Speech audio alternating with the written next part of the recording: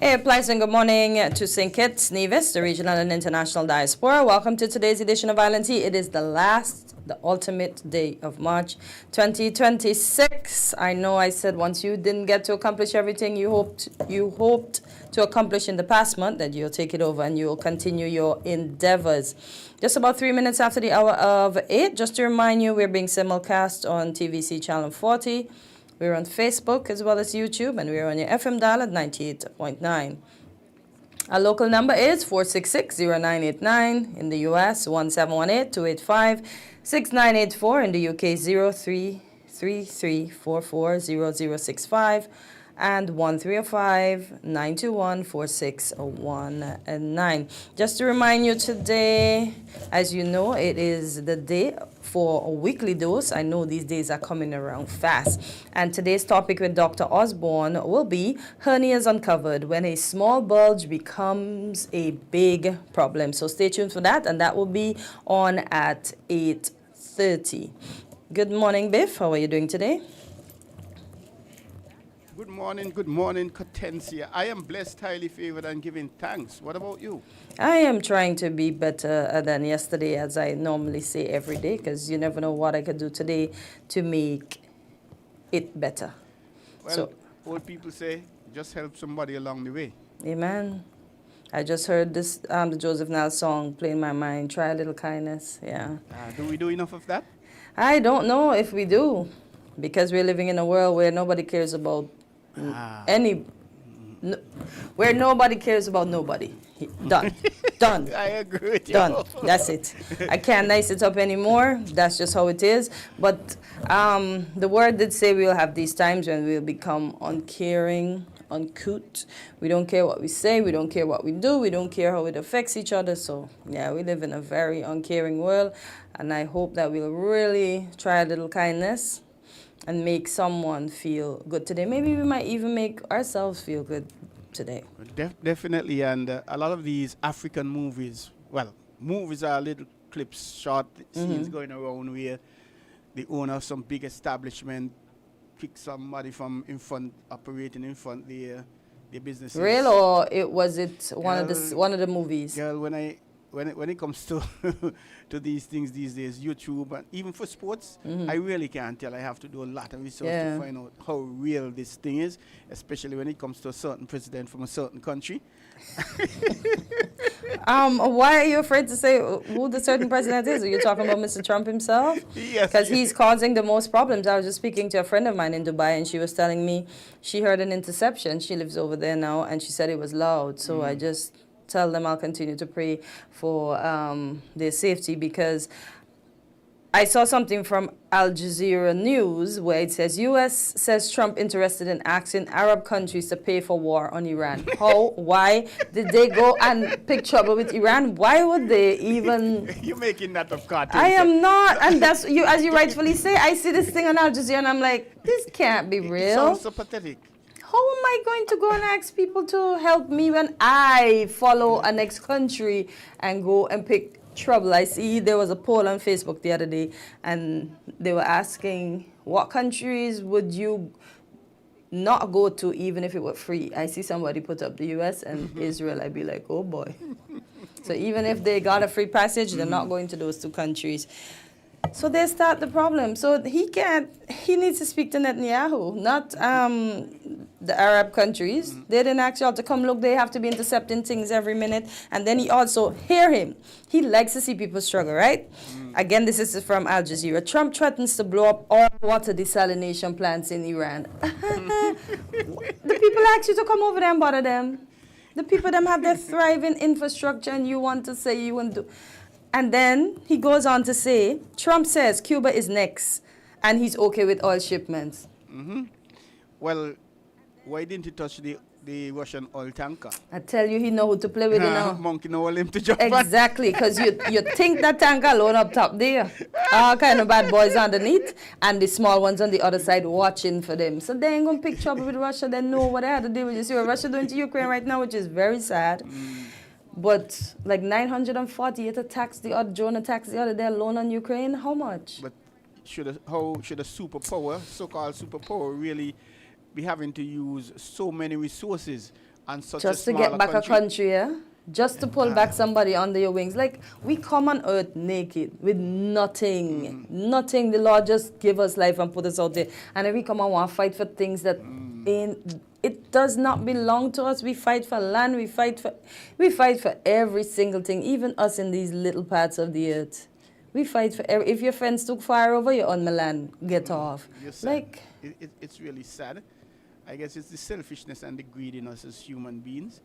yeah, we feel accomplished when we know we have our own, but still we gotta be mindful, man. A little bit over and you making noise ain't even much. Maybe a quarter, get off. Well, what is yours is yours, what is mine is mine. I guess that's Should I really encroach on what is yours? in the right frame of mind we shouldn't. But if a little slip happened, if we didn't intentionally encroach on it, why you have to behave? Why you have to behave? We funny, you know. Even if we play same fence, don't park a car over the line that I know is mine, you know. Listen, I like the old days where we didn't have fences and we didn't have barriers. We got along. I know some of us fell out and you know you didn't walk over the but we didn't have these visible things that kept us apart. When it comes to fences, I've always had a concern, a challenge. If both of us are living together, there's a thin line demarcating our boundaries. Yeah. But if I have to put up a block fence, all the blocks have to be on my side. So the width of a block is what, 6 inches in some cases? And so my land will be reduced by 6 inches, go right down from top to bottom. But yours remain the same, whatever square footage you have. I'm wondering if the law shouldn't be amended to say, well, hey, half of the blocks on my side, half of the blocks on your side. Because if I put up blocks, your side is being fenced and you're not paying a cent for it. That's just my thinking, eh? That's true. And I know of a situation where two churches, and I know of this, two churches are side by side. So one pastor, they fenced their side. And they use that system. 3 inches on my side, 3 inches on your side for the block. And you know, the pastor on the other side, well, boy, you're encroaching, and you've built your blocks down 10 feet, and the length is 30 feet. So therefore, you have to give me so many feet of your land now because you've encroached here. And know what I said? Did I say a pastor? Yeah. And well, that's a different question when it comes to Christianity and leading from the front. Yes, we do. Caller, good morning. You're live on Island T. Okay, we lost that caller. Caller, good morning. You're live on Island T. Good rising, Captain and Troy and the listeners. Good morning. Morning to you too, sir. How are you? I'm doing good. Captain, yesterday I made a statement, or I kind of asked a question, if we can imagine, you know, we have a gateway and they know that we are making our connection and they're capable of shooting down the plane.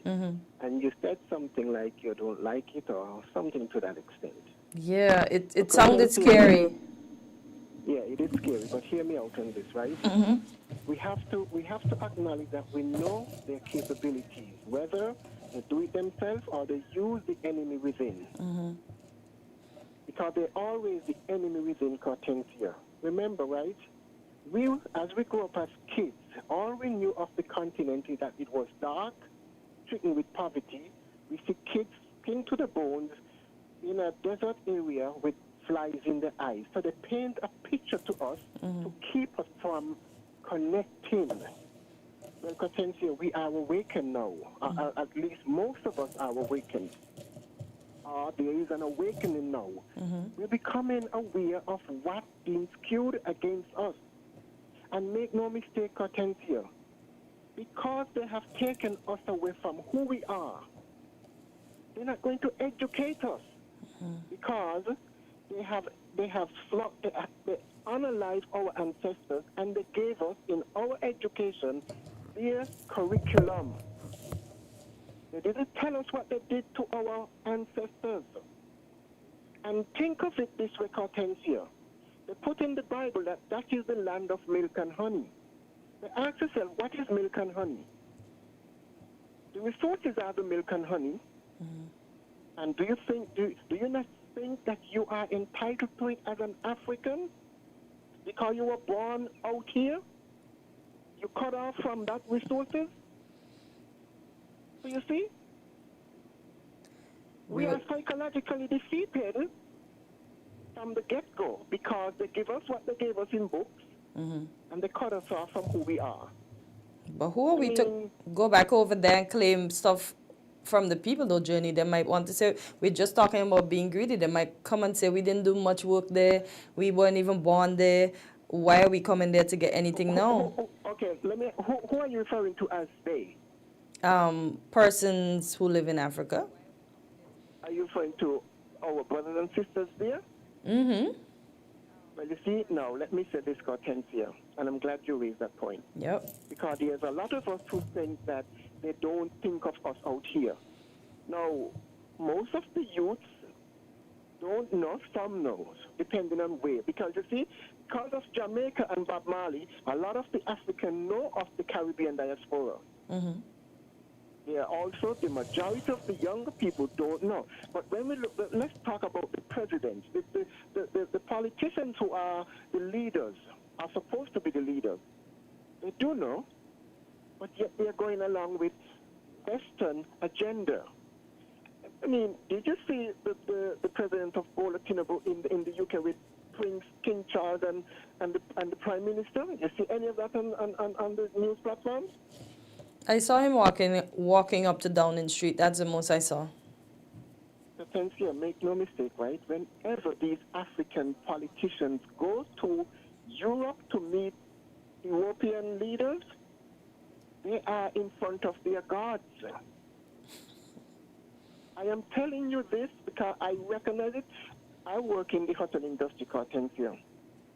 And even with some of my peers, they cannot look at the other person when they're talking to them straight face. I'm not talking about staring. So you see, the trauma is so deep that even to look at a different person who is in authority at one of these, larger hotels on the island, I have witnessed this. And I have to pull my coworker aside and say, but why do you look down? Why you look down? Why couldn't you just look straight face? This is who we are because we were disturbed, Hortensia. We were interrupted. And now that they put all of that literature in a book by telling us that the story between the two brothers, Jacob and Esau, they're telling us that we have given up the birthright and the inheritance. It is in their literature. You see how damaged we are? When Journey speak now, I am not speaking from a point of fear. I'm speaking with authority that I get from my ancestors. Because, Potencia, when I ask the question, if you hold up your left or your right hand, can you name the five ancestors of your genealogy today? We can't. We might just say our grand or great-grand, but we can't name them because we were cut off. But our genealogy doesn't just begin 5 generations ago, Hortensia and Troy. We are the orality of spirit coming into flesh. We are the first and we are the last because we are eternal. Look at what they have done to us, and we're still here. We are still the majority, and they are the minority. Guys, this is serious, This is so serious. But you see now, about that gateway, and them, they are capable because they don't want us to connect. What is on the continent that they claim is milk and honey is the resources that Europe and America are exploiting by keeping the politicians, those politicians, the older ones, in a state of servitude while they are exploiting. You go to Ghana. Switzerland has built a city out of the cocoa out of Ghana. No. in present day, the last president of Ghana, Nana Addo, he said publicly that Ghana will no longer export raw cocoa to Europe. But you see, they're not even trying to process the cocoa and make it for Ghana and Africa. You look at WTO. Who is in charge of WTO? A Nigerian woman. Don't ask me to pronounce her name, Cortensia. But 54 African countries, and this woman now is at the World Trade Organization. Are you seeing her bringing the 54 countries of Africa to trade within Africa? But they give her that position. The same as they allow Obama to sit in the White House for 8 years because Gaddafi wanted to unite Africa with the gold currency that would have crippled the dollar and the euro. Guys, we got to wake up. We got to wake up, Cortensia. This is no longer about fear. This is not about... Okay, Jenny, we have to ask you to wrap up. We have to go to a break. Yeah. Thank you for hearing me. Thank you. Thank you for calling. So we're going to take a short break and we'll be right back.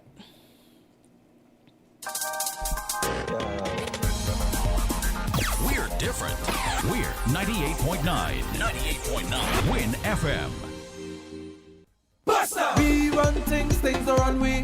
Buster! Buster! Living color, do it differently. Buster! Buster! Lads and in charge, like for the party. Buster! Buster! We set the pace, then everybody follow it. 7 flavors, best taste, Buster, bolder, better, better. Pick your color. We set the pace, then everybody follow it. Buster, live in full color. Buster! Come, build with us at Hostels Building and Nevis Centers. We don't just sell materials, we help you build your dreams. Whether it's a new home, a renovation, or a DIY project, we're here to make it happen. That's why we say, build with us. From foundation to finish, come to our stores where we have the best in building materials, hardware, tools, paints, expert advice, and more. Whatever you need, you can count on us. So if you're ready to get started, build with us. With Hostels Building and Nevis Centers, you're not just building a structure, you're building a future. Let us help you create something amazing. Dream with us, plan with us, grow with us, build with us. Come build with us at Hostels Building and Nevis Centers today. Build with us at Hostels.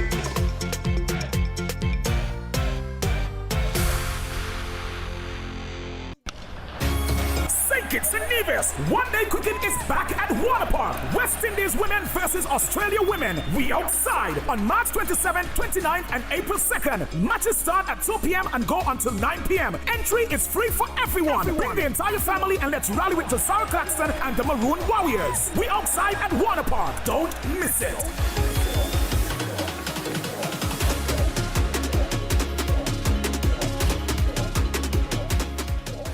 Unlock the secrets to a healthier you. Join Dr. Natalie Osborne every Tuesday at 8:30 a.m. on WinFM 98.9 for Weekly Dose. During this 30-minute health discussion, we aim to educate and empower our listeners on the prevention of diseases, early diagnosis, and timely intervention. Don't miss out on this informative health talk where we teach you to live your best life. Weekly Dose, Tuesdays on WinFM 98.9.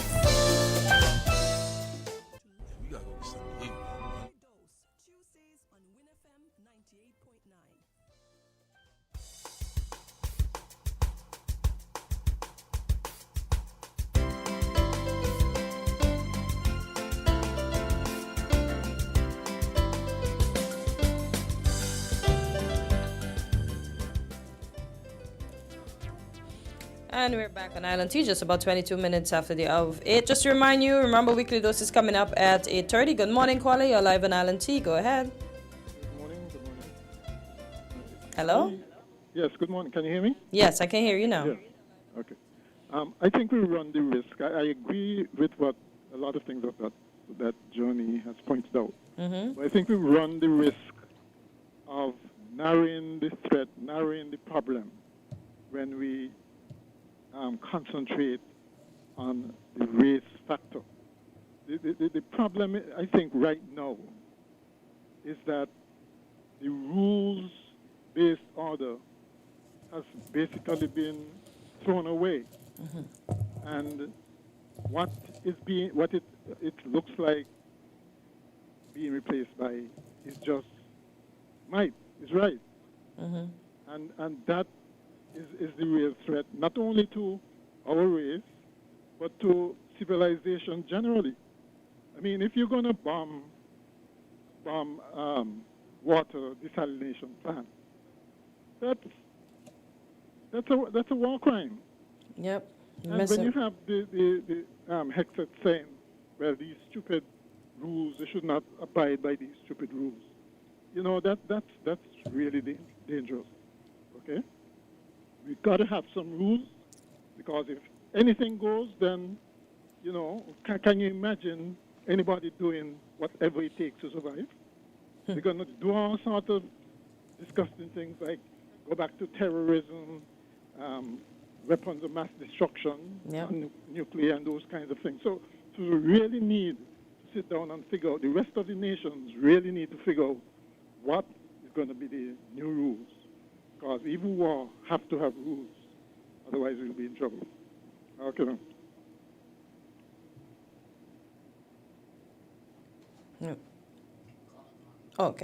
Okay, thank you for your contribution, caller.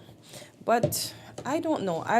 Whilst Jenny was talking, I was looking up some stuff, and they said many persons went back from the diaspora. But how can I prove that my grandparents are from Sierra Leone, Ghana, or any of these places that are giving citizenship? That'll be a whole ton of works. Journey, they'll have all my DNA information and all of that. I don't know if I'm willing to do all of that, but I just don't think we'll be welcome with open arms, because we are not from there.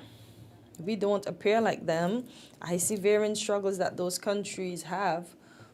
How will I go there and fit in and survive? And I think, well, it has been a culture shock. And as much as our forefathers, our ancestors, tried to maintain their cultures, which they brought with them from Africa, obviously it has been dissolved to some extent, because when you have varying cultures, some of your culture is going to seep in on mine and vice versa. And I dare say one of the biggest differences, I think, in how the Africans operate and how we here in the Caribbean of African descent is, and I'm trying to pick my words, I don't want to be offensive, I don't want to appear to come across offensive, and how we treat ourselves, our body, let me put it that way. Of course, we have in the Caribbean a lot of people straightening their hair and dyeing their hair. Today, I see you in blonde hair, Cartensi, and tomorrow I see you in a brunette, and the next day I see you in a yellow hair, and things like that. And so you're trying to say we're going away from our culture? There has been a separation. Okay. Even our daily hygiene habits, let me put it that way. We treat that a lot different here in the Caribbean than back in Africa. And I have the good privilege of being... In terms of what? You mean we take more showers? Anyways, don't let me say that before somebody gets well, you see, you're experiencing what I'm trying to... It's a delicate situation, but I had the good fortunes as director of culture to travel to Nigeria. And when I entered the room, where you had like 100 and something people, that was a culture shock for me. Very much so, and I know exactly what you talk about. Yeah. Okay, no problem. So as I was looking. Okay, caller, go ahead. You're live on Island T. Good morning. Okay, we lost that caller. And I'm going to read what I found. It says, key ways Africa is welcoming descendants. Ghana Citizenship Initiative. Ghana has granted citizenship to 100 of members of the African diaspora, including those from the Caribbean, with numerous ceremonies held, including one in March 2026, so this March, for 150 new citizens. Benin returns policy. Benin government has pledged to welcome descendants with open arms, implementing laws that allow for the right to return and offering citizenship to those with verified ancestry. And Sierra Leone citizenship by DNA.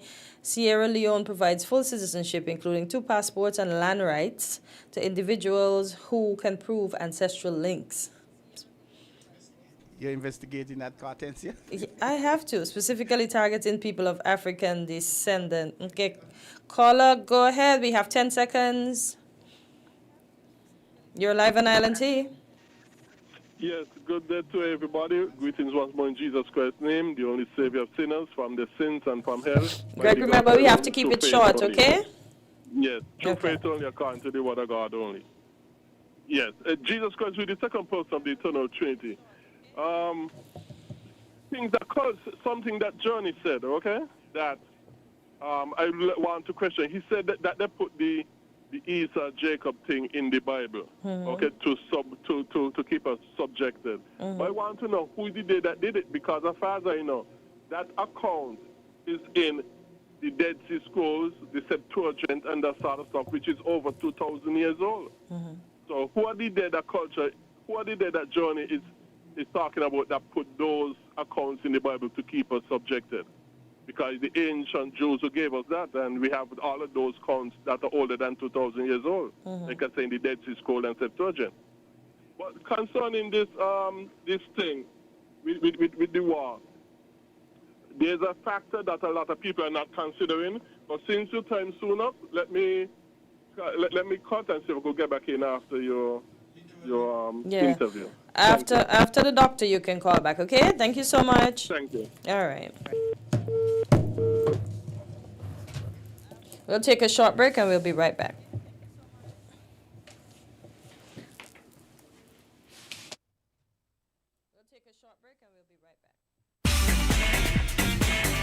Found the sound 98.9 Heritage matters to me. Heritage matters to you. Join me, Percival Hanley, this coming Friday and every other Friday at 10 a.m. to 12 noon for Heritage Matters on Win Media SKN 98.9. Heritage matters to me. Heritage matters to you.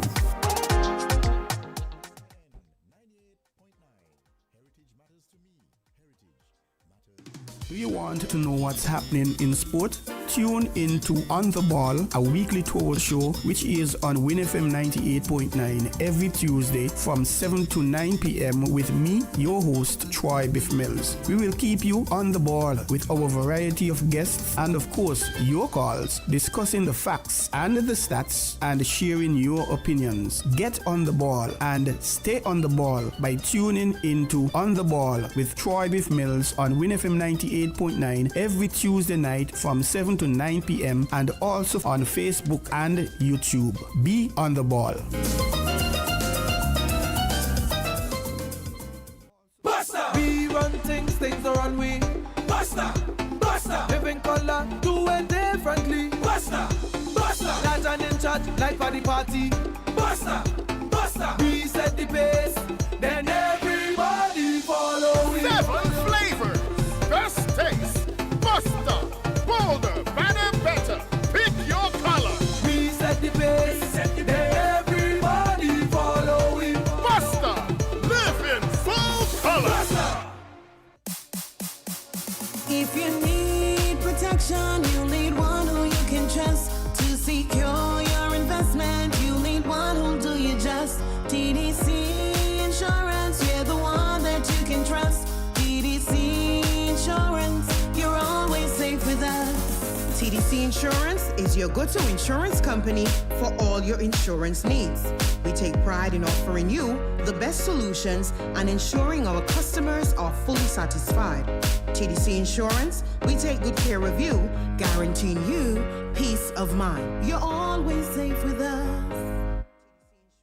Unlock the secrets to a healthier you. Join Dr. Natalie Osborne every Tuesday at 8:30 a.m. on WinFM 98.9 for Weekly Dose. During this 30-minute health discussion, we aim to educate and empower our listeners on the prevention of diseases, early diagnosis, and timely intervention. Don't miss out on this informative health talk where we teach you to live your best life. Weekly Dose, Tuesdays on WinFM 98.9. More than 42 million cars from 19 different car companies are being recalled for faulty airbag inflators. Repairs are fast, easy, and free. The problem isn't with the airbag, it's with the airbag inflator.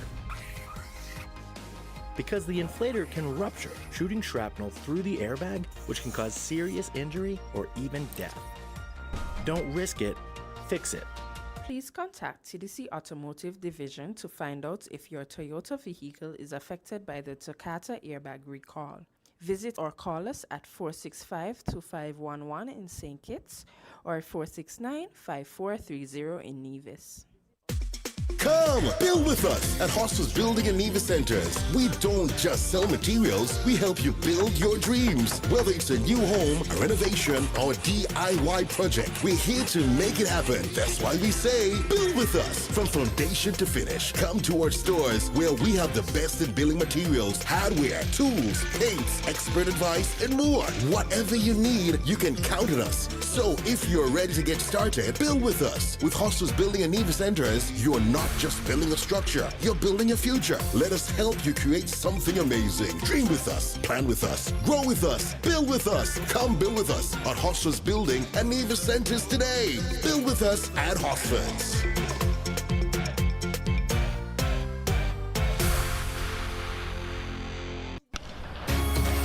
It's in Nevis. One day cricket is back at Waterpark. West Indies women versus Australia women. We outside on March 27th, 29th, and April 2nd. Matches start at 2 p.m. and go until 9 p.m. Entry is free for everyone. Bring the entire family and let's rally with Josiah Claxton and the Maroon Warriors. We outside at Waterpark. Don't miss it.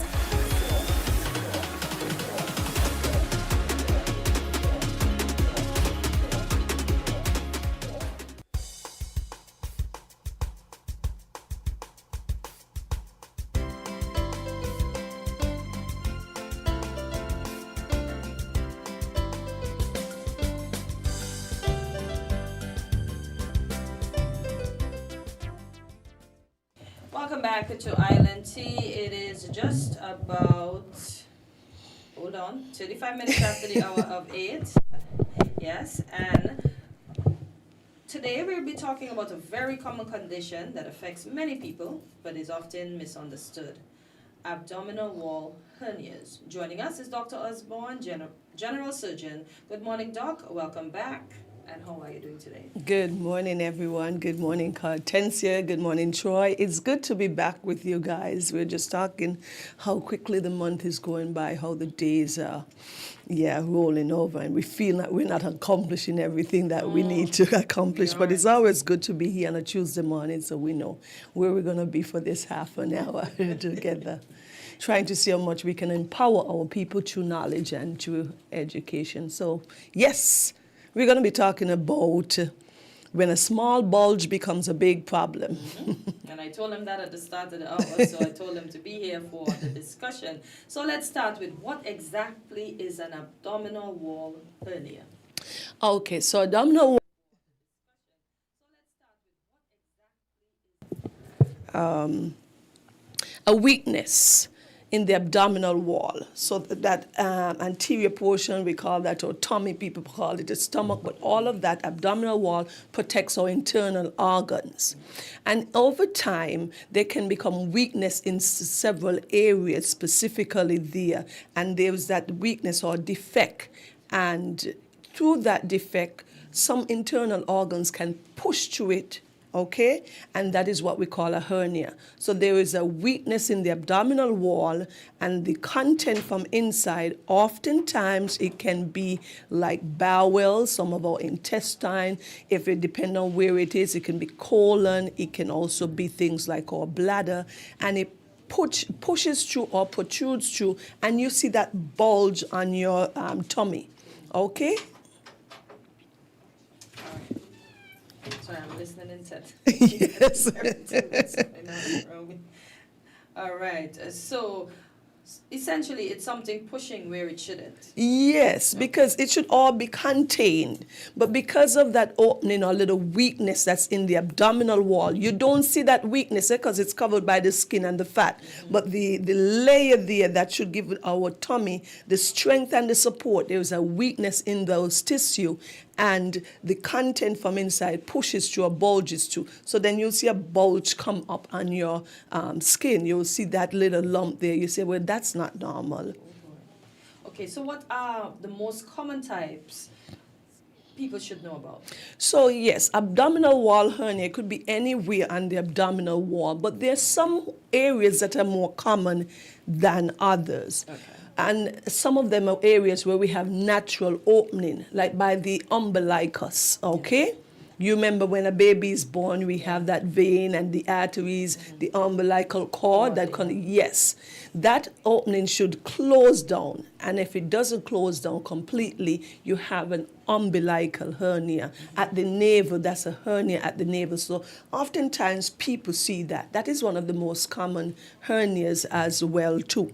We have a hernia that occurs down by the groin. That's just where the thigh, our leg there meets the hip joint. You oftentimes, men and persons will see that there's a bulge coming up right in that area. So we call that an inguinal hernia.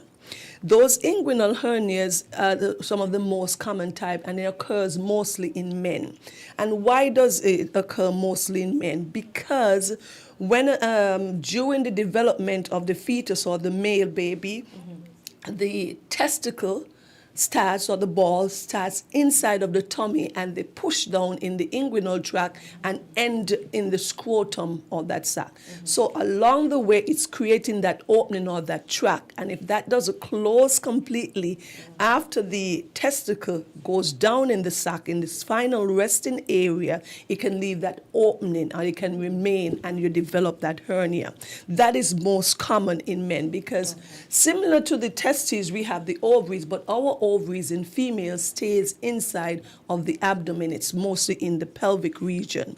So we have a lot of umbilical hernias. We have a lot of hernias at the inguinal region that we talk about. Another very common one is an incisional hernia. It's nothing more than after you've had a previous surgery, a previous cut, that there's a weakness there that is created. That is not a natural place where there should be a defect. So those persons who may have gone in for a major surgery, they were involved in an accident, they were stabbed, the person who may have had a cesarean section after having to deliver their babies, you can have that weakness that occurs, and you will have that bulge or that hernia or that weakness, because the abdominal wall, when it closes back, if it doesn't heal well, we can have that resulting hernia. And there's some others, but there are these three major ones. There's one that call a femoral hernia. It's a little bit further down than the inguinal hernia, but it's very, very rare and seen often. If it is seen in older women. So these are the main common ones that we see quite often in our community. Okay, so are these dangerous?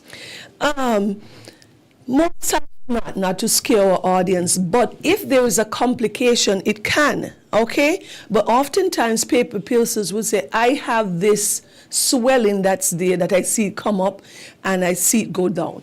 And I didn't tell you my story, which led to us discussing this topic, because we often see persons like that, and I think that we've exhausted over the years. We've spoken about hernias, and I thought so.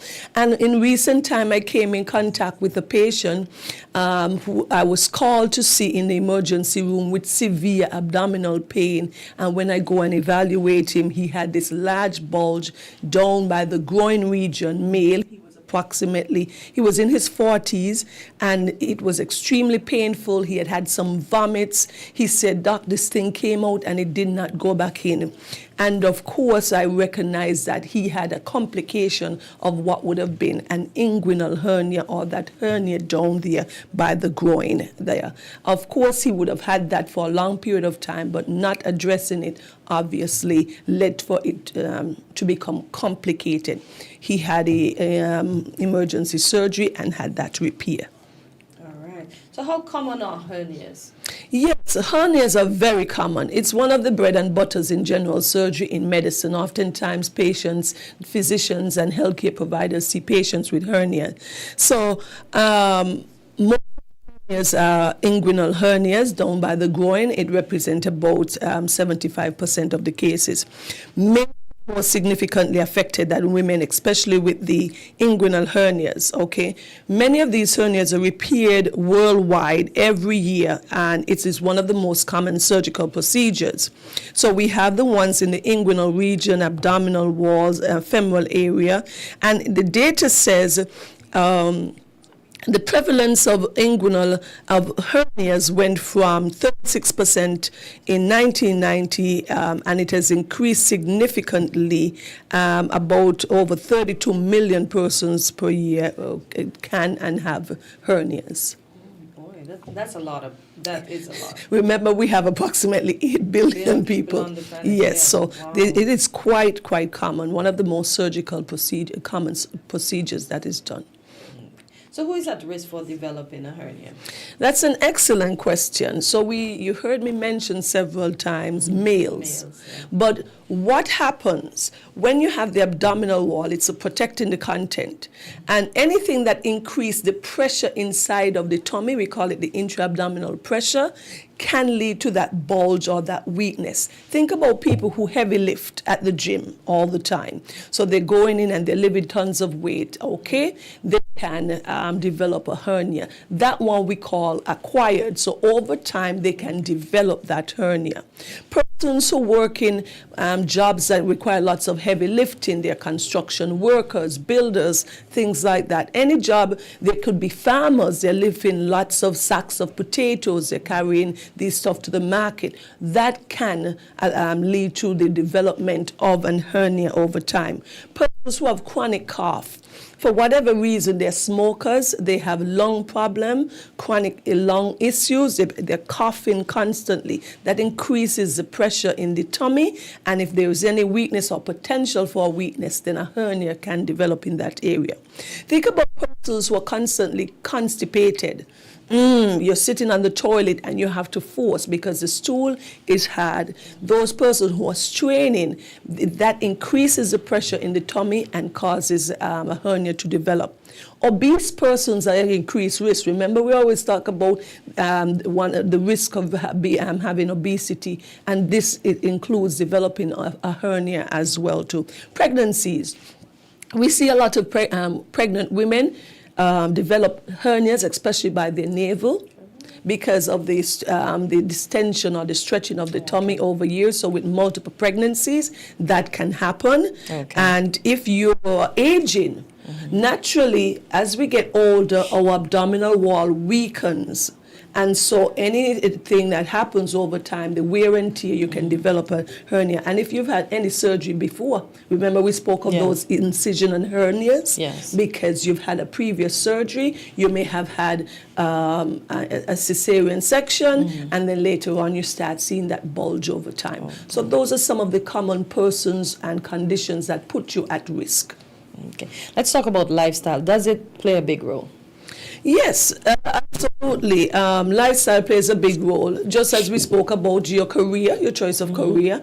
If you're avid bodybuilder, weightlifter, that increases your risk. Of course, whatever your choices are in terms of your lifestyle. If you wanted a big family and you have 8 children, that's a lot. You can put you at risk for developing that. So those are some of the lifestyle that may play a role. All right.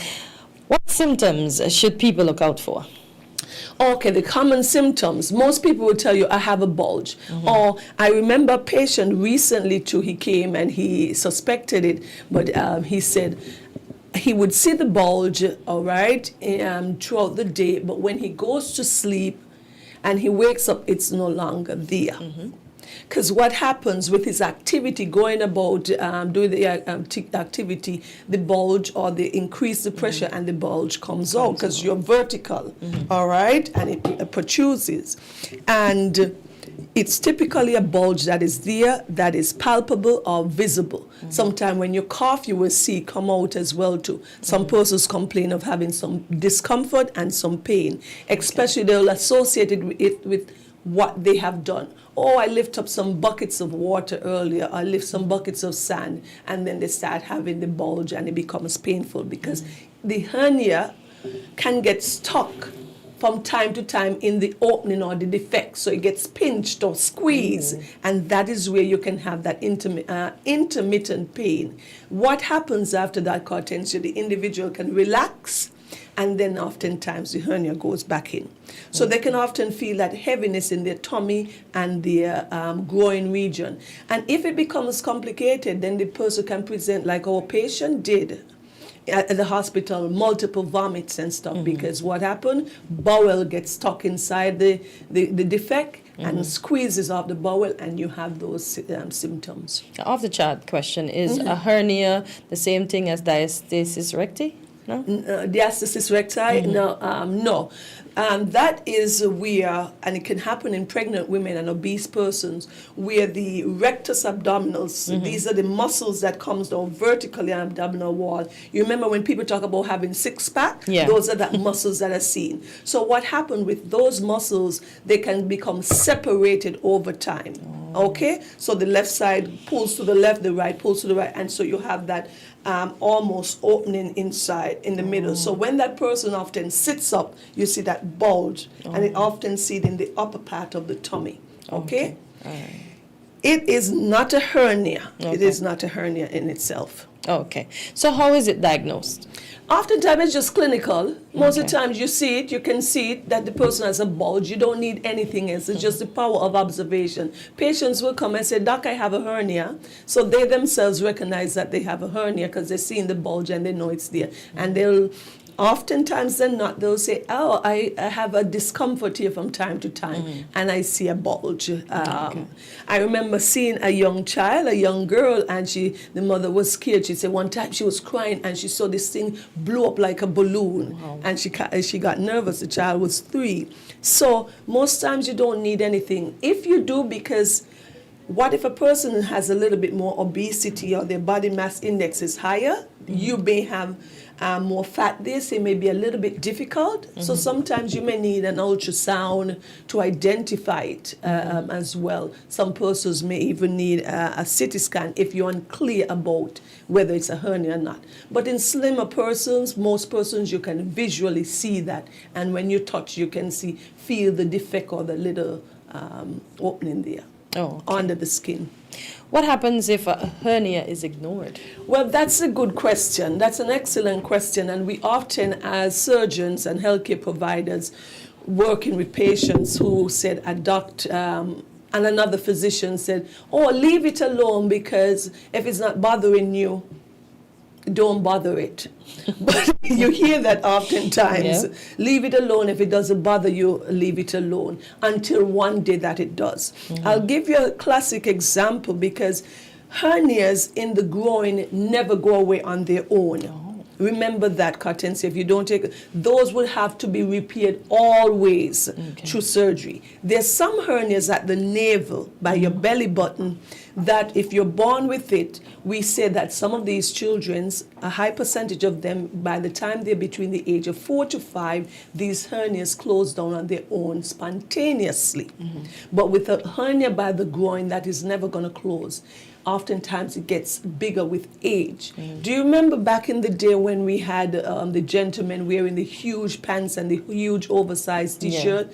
And you remember persons saying that word bamanku? Yeah. That was a hernia that had grown so large. So over time, and a lot of the abdominal content, the bowels and stuff, pushed down into the sac. And so the scrotum area would become so huge.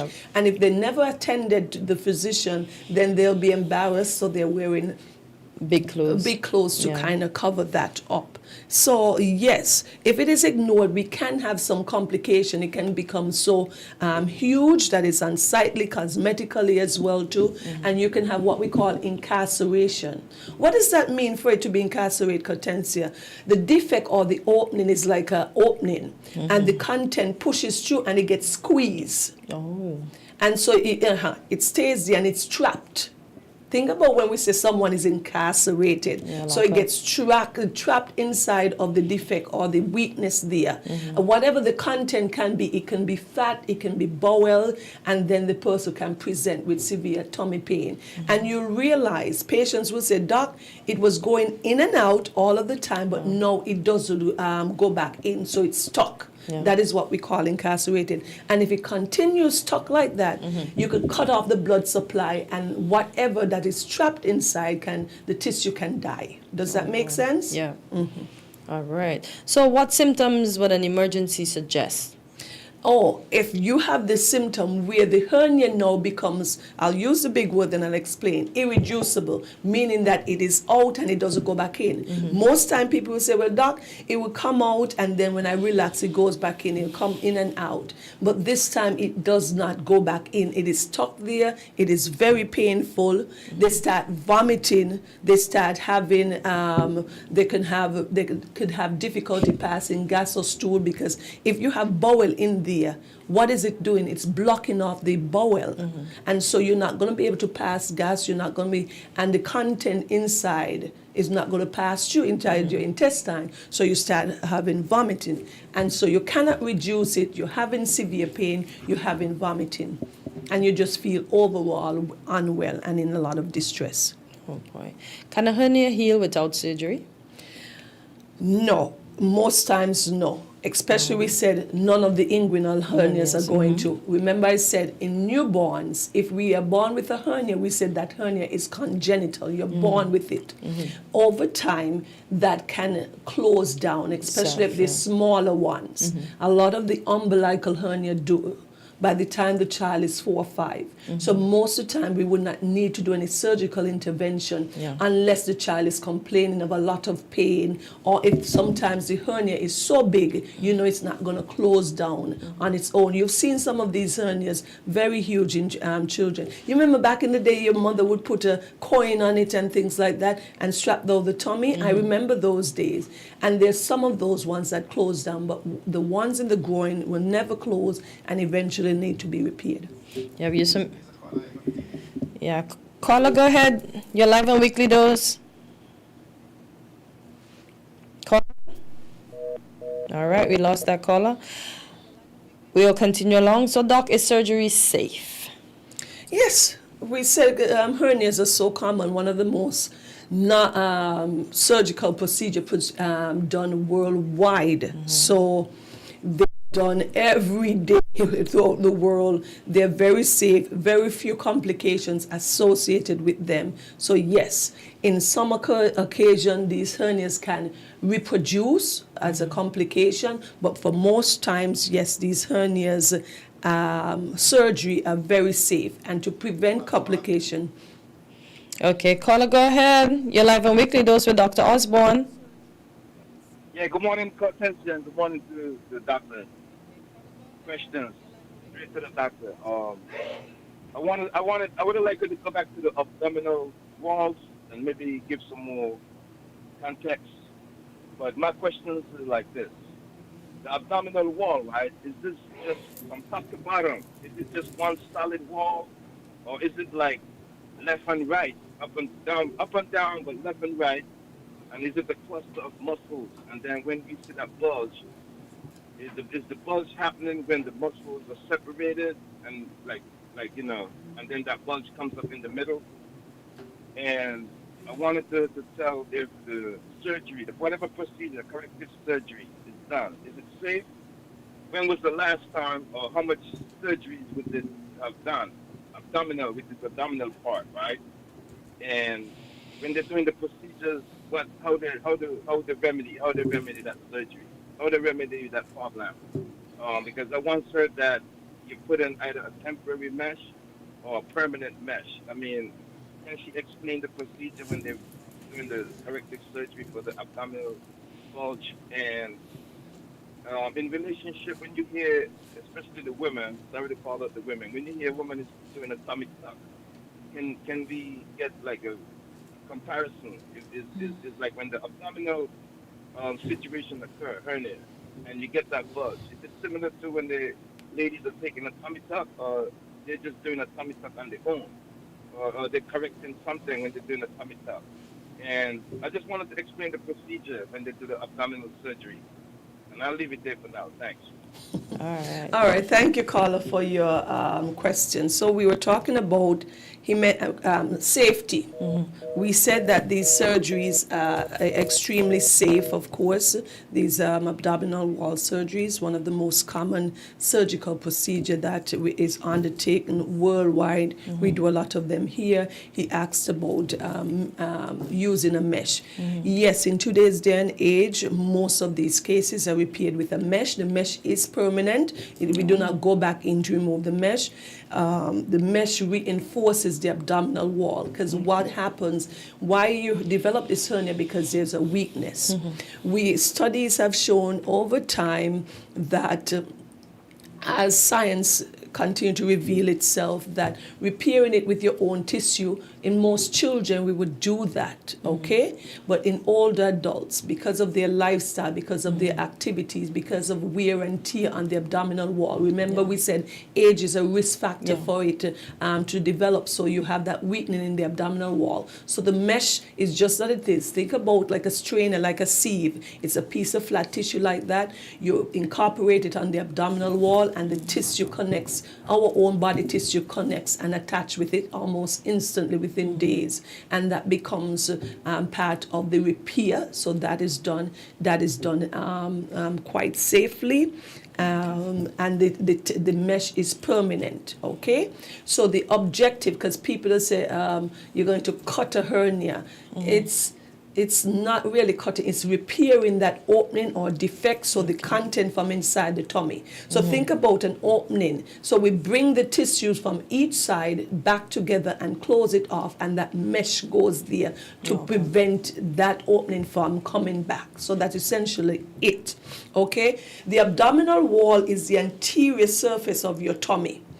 And it goes from top right under, just under your breastbone there, and goes right down to your groin. So when an infant is being born, when a fetus is there, the lateral walls come together from the right to the left, and they freeze or fuse in the middle. Okay, and that is how the abdominal wall is created. So you have that midline there, okay, where the tissue come together. The abdominal wall is made up of several layers. We have the skin, we have the fat, we have the muscle, which is, and the flat part of the muscle, like when we call them, on the extremity, we call them tendons, but on the abdominal wall, that flat sheet, we call it a fascia. So that fascia at the end of the muscle is what gives it the strength, the abdominal wall. So when the muscle or fascia becomes weakened, that is how that hernia develops. So he asks about the abdominal wall. He also asks about tummy tuck. That's a different procedure to a hernia, okay? Tummy tuck, when a woman has, or anyone who has excess abdominal wall fat. So you're not going into the tummy, and you're not interfering with the muscle or the fascia in itself. What you do, you would excise some of the extra fatty tissue and the skin, and you tighten the abdominal wall. Okay, we have a caller. Caller, go ahead. You're live on Weekly Dose. Greetings. Extending the greetings to your guest in studio. Give thanks to the information. You know. Caller, could speak up a bit. Okay, you can hear me better now? You can hear him? Are you hearing me better? A little better. Okay, let me see if it's my volume. Yeah, my volume. Okay, are you hearing me better? We can hear you. Go ahead. Okay, you know, as I said before, give thanks for the information. Oh boy. Maybe his credit ran out. So let's continue. So Yes, so we're talking about the concerns and the questions. So a tummy tuck is different from a repair of an umbilical or any sort of abdominal wall hernia. In the process of doing a tummy tuck, you can repair any hernia or any hernial defect, but they're two different things, okay? But they can coexist at the same time, and you can repair a hernia while doing a tummy tuck. But the tummy tuck, you're just working on the fatty layer and the skin. You're not interfering with the muscle or the fascia, that deeper layer. Okay? All right. So, go ahead. You're live on Weekly Dose. Yeah, greetings again. Do forgive the above pending. The doc used a word there, there's two words. And we really have to stop doing that. You know, we are confusing people. Word is what it is. You know, no lifestyle contribute to illnesses. What contribute to illnesses and unwanted things in the body is death style. When people do things that brings about death, brings about sickness, illness, and diseases. So when we are reasoning and we are saying, well, you're saying lifestyle contributes to this. No, it is not so. And you know, you even spoke about the baby just a while ago. And when a baby stops sucking the mom's breast, once the mother is clean and good to go, and goes on other intakes, that's where death style starts. When the choice is not right. Okay, caller. Our body was created excellently, you know, Doc. You know, and it's when we make bad choices, such as death style. Okay. What you're really talking about. Thank you. Thanks again for the reasoning. All right. Thank you, caller. I think he had a problem with the choice of a word, lifestyle versus death style. Well, the choices that we make contribute always. So that's why we're essentially here. Yeah. You're live on Weekly Dose. Morning. I was wondering if those external medical devices, like braces and so on, just like how they work for those cannot strengthen externally from external places. Can you repeat your question, please? Can you speak up and repeat the question? You know, there are medical devices that, like braces and so on, that people put on to help strengthen ligaments or keep certain places, certain parts of the body in place. Can those actually contribute to keeping the hernia in place? In other words, support the abdominal wall. Okay. And or do they or alternatively, you know those devices that use for shaping the body? Yes. Right. Can those actually contribute or help contribute to hernias themselves or help to reduce them? Okay, thank you. I guess the caller, thanks for your call, is speaking of using like corsets or tummy support, stuff like those.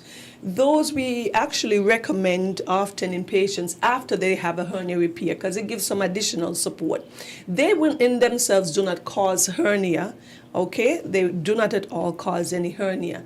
If someone has a hernia, they can, and they're not fit for surgery for whatever reason, or they choose not to have any surgery, the abdominal or the tummy band or the corset-like stuff can help contain it, and so it doesn't look so protuberant or bulging under your clothing. So that can give you some additional support. I'll tell you a story. A couple weeks ago, I repaired a hernia. The patient, you know what he was using for years? He got what we call like a support from Amazon, a support the back band. support thing. No, it was actually supposed to be a hernia support. It's like a strapping that you put around the waist, and it landed on the groin region to hold the hernia in place. And I mentioned that because that was more of an archaic style.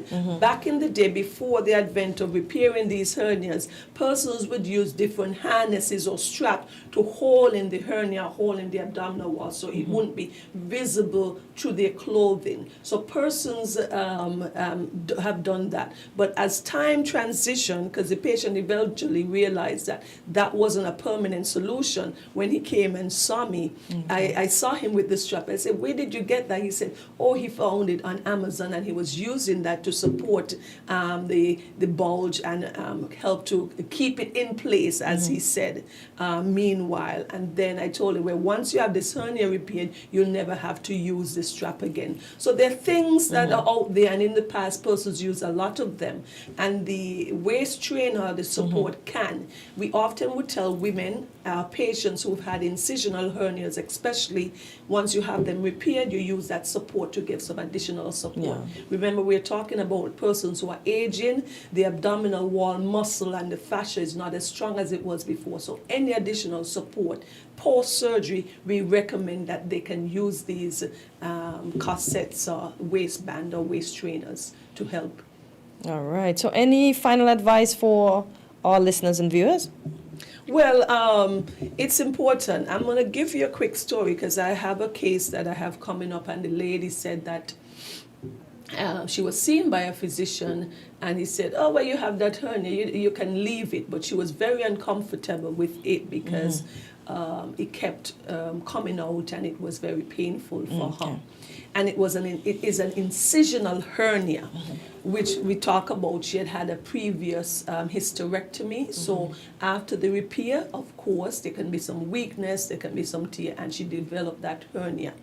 But we tell persons, and people would ask me, well, doc, is the hernia ripe? I don't understand that term, but I want to clarify. I guess people say, is it ready to cut? Is it ripe? Once you have a hernia, like an inguinal hernia, an incisional hernia, it's not going to go away on its own ever. So most of these hernias in adults, once you're an adult, you're not going to go. It's not going to go away. Remember, we spoke about the exception of minors or newborns. Those can close, but in adulthood, it's not going to close on its own, and it's going to need a surgical repair. The surgery is safe. You can have it done quite easily, and you will have have to worry about that. So my final thing is to seek medical attention. They don't go away on their own, and they would need surgical repair, because the worst case scenario, if it complicates and you have to be at the hospital in the middle of the night, we change something that could have been planned and done electively to emergency that can lead to much more complications. Okay. All right, so that is where we will close it off for today. Doc, it's always a pleasure having you in studio, and as the caller said, very, very informative. We appreciate you. We know we have we have little time that we work with, and you work with that well, I must say. So thank you so much, and you have a great day. Thank you always, and I hope that this helped our audience. Okay, this will be our final call. Go ahead for Dr. Osborne. Good morning.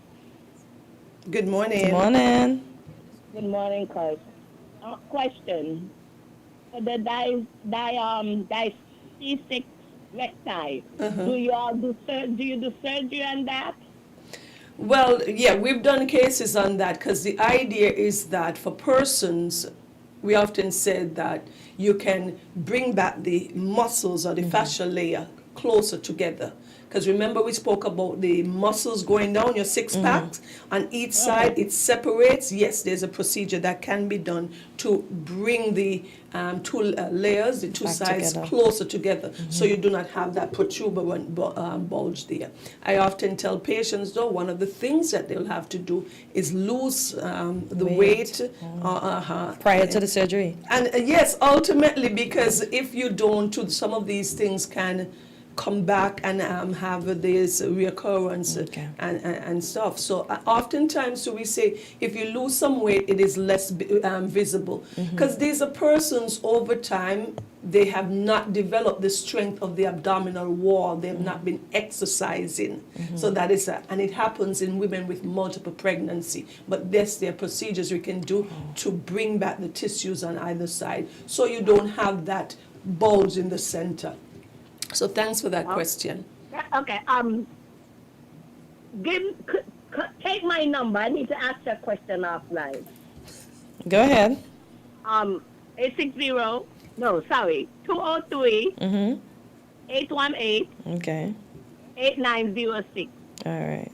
Call me, cuz, on WhatsApp. Okay. All right. Thank you so much. Okay. Thank you. I will do that. Have a good one. All right. So thank you, Doc. You have a great day. And I hope today is not as hectic as we were discussing before. Okay. Bye. Have a great day, everyone, and be kind to each other. Indeed. We'll take a short break and we'll be right back.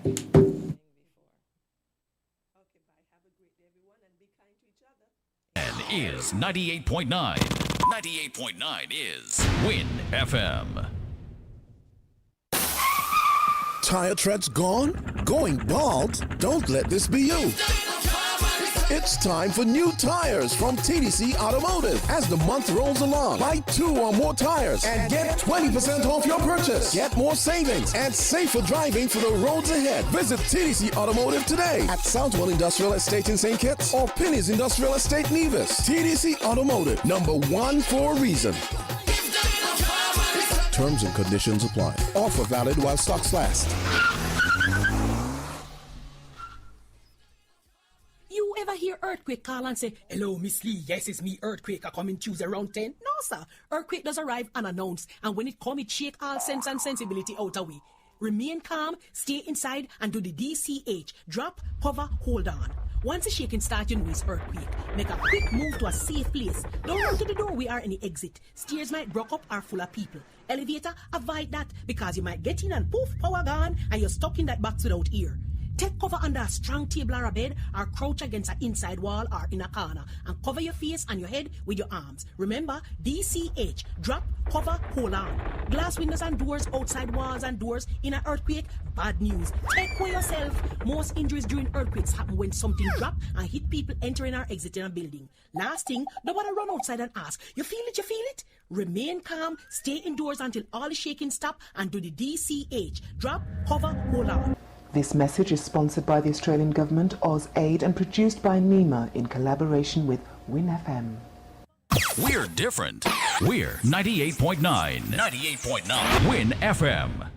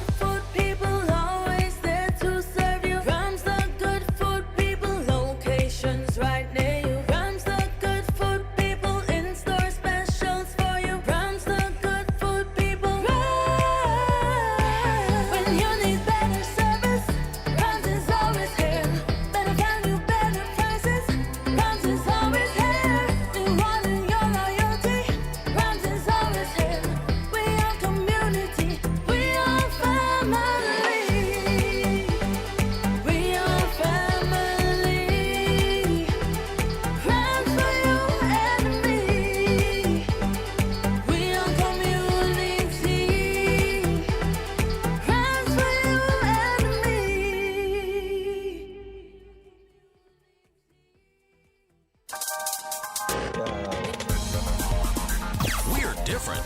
We're 98.9. 98.9 Win FM. St. Kitts and Nevis. One day cricket is back at Waterpark. West Indies women versus Australia women. We outside on March 27th, 29th, and April 2nd. Matches start at 2 p.m. and go until 9 p.m. Entry is free for everyone. Bring the entire family and let's rally with Josiah Claxton and the Maroon Warriors. We outside at Waterpark. Don't miss it.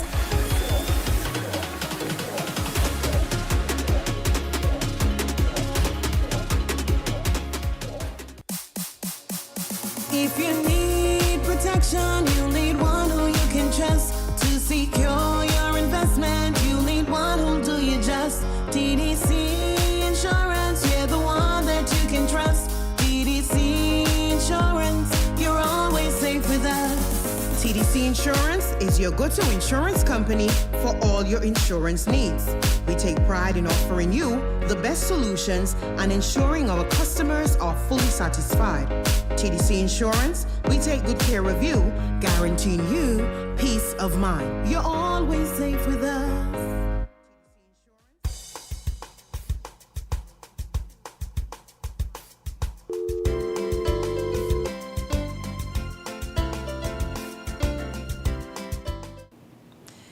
And we're back on Island T, just about 17 minutes after the hour of 9. Folks, I have to tell you now, but I'll be leaving at 9:30 this morning. And unfortunately, I got the roster for the new month, so I won't be in tomorrow or Thursday. I will be back on Friday. So, Biff, I'm sorry have deserted you, but caller, good morning. You're live on Island T. Yes, hello. Yes, it's me again. Now, what I would like to, well, yesterday I spoke to the issue of the politician who got charged for possession and intent to traffic weed. Mm-hmm. Okay? And Cartenter, you remind me of also the case with the gentleman Banky in Nevis. Mm-hmm. And I would like to say that I think both of them, all them charges should be dropped. They should be left alone. And if any of them is arrested, they should be released. Because, you know, we need to just legalize at least, I think all drugs, but at least the ganja. But isn't it legalized just with parameters? No, if you legalize, then it should be open to whatever? Yes. Because we see more and more young men who are growing it are getting charges because they're being said they're growing with intent to supply. A lot of them are over HMP right now. So I would suggest that we get clarification on the rules as to what we can, what they can do and what they can't do, so that half of them wouldn't be over there. We even see people getting in trouble for importing weed. That I don't understand, because if we have good weed here, why are you importing? Maybe they believe it's a better grade coming from overseas. Yeah, but you can't import stuff like that. Well, I agree with you, and to me it's quite folly indeed. Because we legalize it just for it to be here, right? Decriminalize it. Not legalize, it's decriminalized. So it's not legalized. No, it's not legalized. Okay. But there are parameters, like you said. I think you're allowed to have, if you start searched, you're allowed to have, I think it's a maximum of 5 grams on you at any point. Okay. In your yard, 3 plants. In Antigua, when it first started, it was 5 plants. Okay. Well, 3 or 5 here in St. Kitts, I'm not too certain, but you're allowed a minimum number of plants. And the 5 grams, if it's enough, I don't know. I don't have an idea how 5 grams of weed look, because 5 grams of lead and 5 grams of feather. But obviously, if you're not buying Catencia, you're not going home by you need to come by me. Well, I wonder if I should use the example, because people might think I'm selling. But you need to go to your party to buy, to take back home, to use. And hence, if they search you, but since this thing has been implemented before this administration, it was done under the Unity administration, decriminalized 2018-17. I can't remember the year, but when it was done, there has been no enforcement, because you're only supposed to be smoking weed in the confines of your home and maybe in any designated area like the 640 or 740 or whatever it is with music festival, 820 or whatever the number. 420 mound. 420. Remember that. You don't want the people getting you for saying the wrong thing. The 420 mound. 420. Yeah. Unless that, but since it has been decriminalized, you now know who's smoking and who ain't smoking. And sad to say, more females to me smoking weed than males. Maybe you now know who's smoking. Some people knew who was smoking all along. And some people never used to hide even though. Yes, some people glad to bring it out. And to me, it's a status thing, Cartencia. Because if you compare weed smokers with cigarette smokers, you don't generally see a cigarette smoker walking around with a cigarette in his mouth. Unless he's smoking, it's lit. But you see people walking around, even on the jobs, and work with people with weed in the mouth, some very small ones, some very big, heavy ones, and 2 behind the ears and all kind of thing. They're driving and weed in the mouth. So I think it's more of a status thing. They feel empowered. Did you see there was something going around? We were wondering if it was AI, but it didn't look like AI, where Santa P was running with a big blunt. Huge, but it looked like he actually had it in his claws. Yeah. Like a crawling centipede? Yeah, big one. Running with a Running with a big spliff. So I wonder if it was AI or maybe he wanted to get high. Well, you can't light it. But yeah. Greg, you still there? Okay. Hello? Carla, go ahead. Yeah. What was just said? Mr. McMahon, you're coming in very low. Yeah. Can you hear me better? Yes. Much better. Yeah. I'm saying what was just said, that it's probably a status thing is very important, because you have to ask yourself, what caused somebody to go and try it in the first place? Okay? Was it peer pressure? Because certainly, I mean, I've asked somebody who, well, didn't smoke it, but they used other ways of applying it, tablets or whatever method. And they described 3 phases in its use. I mean, it might be different for everybody, but they described 3 phases in its use. And none of them I find attractive. And so I'm wondering, what is it that would get so many people attracted to its use, right? And I think because of the possible effects of it, the authorities are still very much wary of just wholesale, legalizing it. Okay? And shouldn't the Medical Association, for instance, come out with a clear directive? You know, like how the United States have the Surgeon General saying smoking is bad for your health. Shouldn't the Medical Association come out and say definitively, ganja smoking is bad for your health, taking it in whatever other form has these negative side effects that might outweigh the good feeling part of that phase that was part of the 3 phases mentioned as when you use cannabis, right? That it outweighs it, because what do we do? Do we either we encourage it or discourage it, right? I think people need some direction as to whether or not they should, in fact, be getting involved in this, or we should be discouraging it totally. And I don't think we're at that point yet as to what is the best way to approach this. I think we as a country got involved in the first place. Do you believe it was because of the medicinal benefits? Because you remember the man, was it Aki Bob?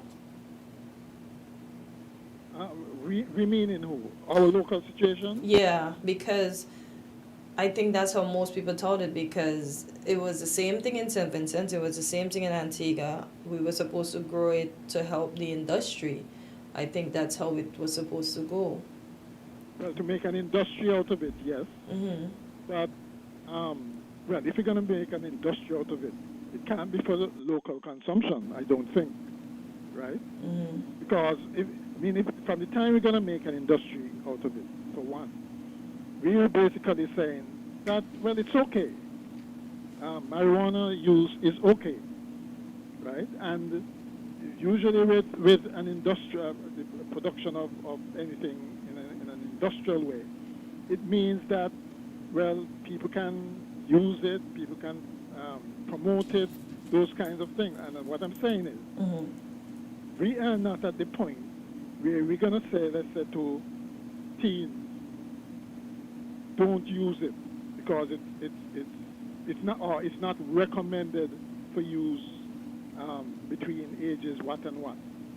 I don't think we've developed those parameters, which I think adds to the confusion of how much we should have, those kinds of things. I think there's a lot more work for the Commission to do in terms of finalizing exactly where we stand on this cannabis issue. Yeah. But Mr. Morton, I think it was last week. Sorry, forgive me, Mr. McMahon. I think it was last week that the Dr. Osborne said, and I really thank her. I think she had a wonderful program as usual. She basically said in simple terms, our body was not made to process the intake of smoke. That's true. Correct.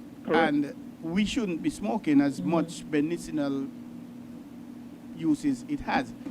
And I always believe in my ignorance, once we smoke, that smoke will do something to the lungs. Yeah, because the lungs. It does say, I have something here, marijuana has complex health effects, offering potential therapeutic benefits for specific conditions like chronic pain, muscle spasticity, and chemotherapy-induced nausea. However, it poses significant risks, including addiction, impaired cognitive function, mental health issues, psychosis, depression, and lung damage from smoking.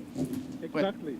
So then how, when you look at those bad effects and the good effects, doesn't it seem as if the bad effects outweigh the good? Yeah, because therefore, if that is the case, shouldn't we in fact be discouraging its use as opposed to encouraging or being at least tolerant of its use?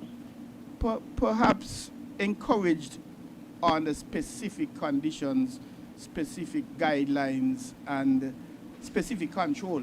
Because I don't think if you're sick and you have all these things, you need to smoke it. I think you're going to get it in medicine form. Drinking the tea. Yeah, drinking or something. I don't think exactly. you need to smoke it. And the Rastas, they use it in their communal societies as when they're going through their what's the word? Their periods. Yes, their Let's periods. say their periods, because we don't know what else. But Tutmun and Bagay using it. I don't cool. believe it's used. That's the thing. It seems to be widespread in use. Exactly. Right? I mean, I listened to the premier in Nevis, for instance. Lambis, the prime minister, call out the prime minister and the minister of agriculture individually for making the whole thing confusing. Okay, he did it at his press conference, and I'm saying there is this attempt, I think, to they realize that it's popular, okay, and simply because it's popular, they don't want to make the hard decisions on its use for fear of backlash. But at some point, you have to bite the bullet and decide. Look, if you want to do it, you're an adult. If you want to do it, that's fine with you. If you want to destroy your body prematurely, it's up to you. But we certainly should regulate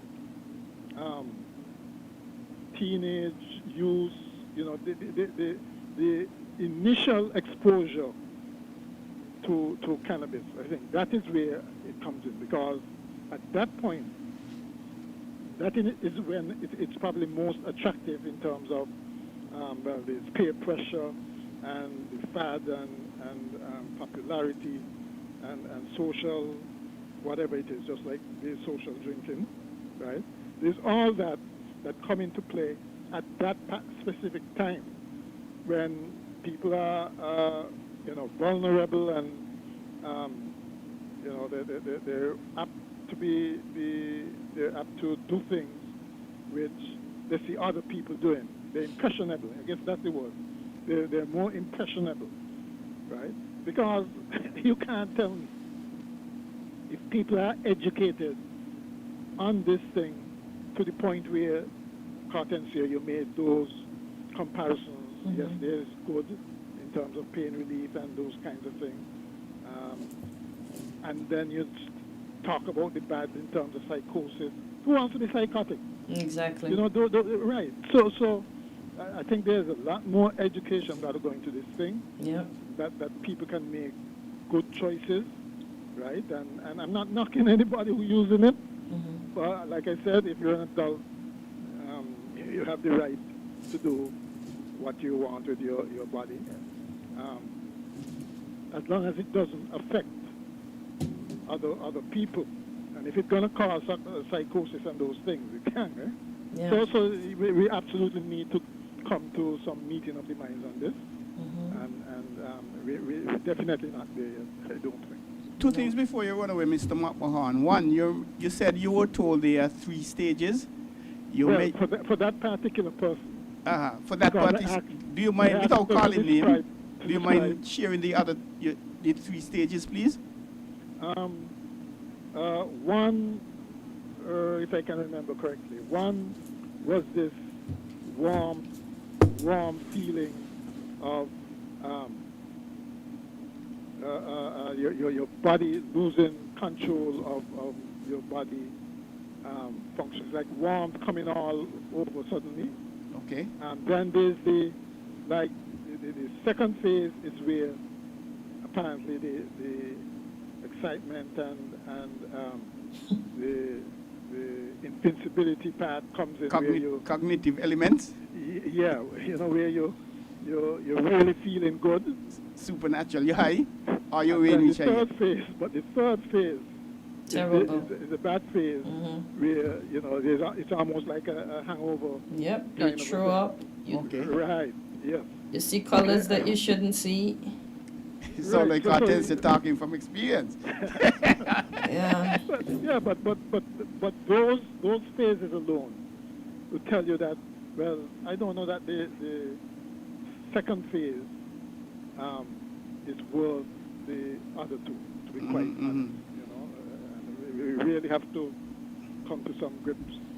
From the sporting world, it is a banned, marijuana is a banned substance for at least two reasons. One, it masks other drugs. So when you're testing, you will see marijuana and you don't see other substances. That's one. Two, and for some sporting fraternities, it gives you a soothing or comforting, relaxing effect. For shooting and archery, especially, it is banned for those because whether you're shooting bows and arrows or guns, and this is the sport, because they are in Olympic sport, it sort of cools and calms the shooters to allow them to hit the target or whatever. So that's another reason. That alone tells you that you should be careful with its use. I mean, it's interesting that that's in sports, because isn't there something in sports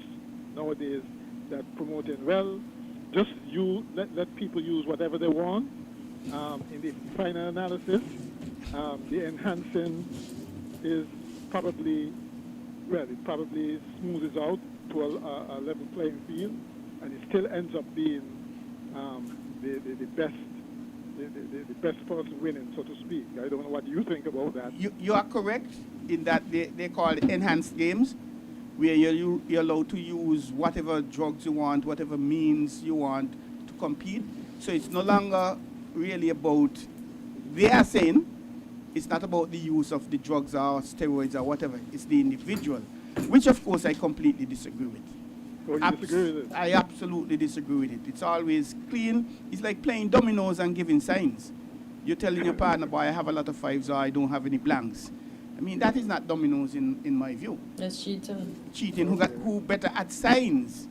I supposed to work out, well, why my partner got, she got two deuces, she got to get a 6-5, And, well, I'm not at that level, But other people could tell you, you got 6-5, you got tre blanc over there, and I'm going to kill you 4-4. But, so it's the same thing with the enhanced games. For me, it's a no-no, period. But thanks a lot, Mr. McMahon. We have another call, Hortensia. Oh, well, Troy, I have to run, so I have to leave you with this one. Okay, I understand that. Time. Thank you for being here. We You're appreciate that. welcome. Have a good day. And see you on Friday. As a matter of fact, let us go and take a break, please. All right, we'll take a break. Come in and and see you on Friday, and thanks for abandoning me all day. No, that's not the plan. That's not the plan. Oh, just it leave just me happens. alone. Just leave me alone. You're not abandoning. All right, have a good day. Thanks. You too. It's good having you being here as usual. Yeah, all right, have a good one.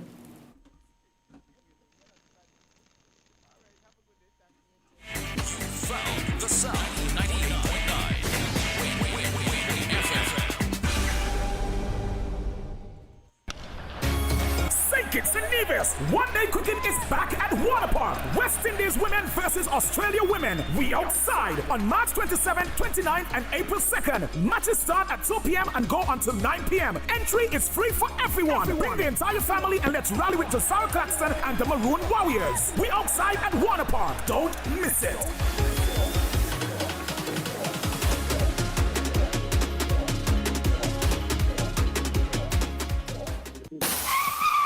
tire treads gone? Going bald? Don't let this be you. It's time for new tires from TDC Automotive. As the month rolls along, buy 2 or more tires and get 20% off your purchase. Get more savings and safer driving for the roads ahead. Visit TDC Automotive today at Southwell Industrial Estate in St. Kitts or Penny's Industrial Estate, Nevis. TDC Automotive, number 1 for a reason. Terms and conditions apply. Offer valid while stocks last.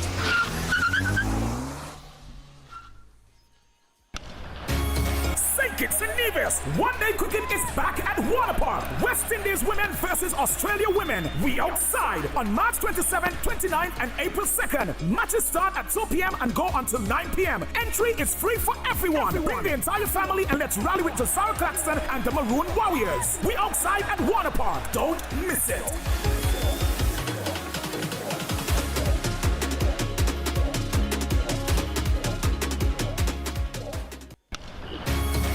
It's in Nevis. One-day cricket is back at Water Park. West Indies women versus Australia women. We outside on March 27th, 29th, and April 2nd. Matches start at 2 p.m. and go until 9 p.m. Entry is free for everyone. Bring the entire family and let's rally with Josiah Claxton and the Maroon Warriors. We outside at Water Park. Don't miss it.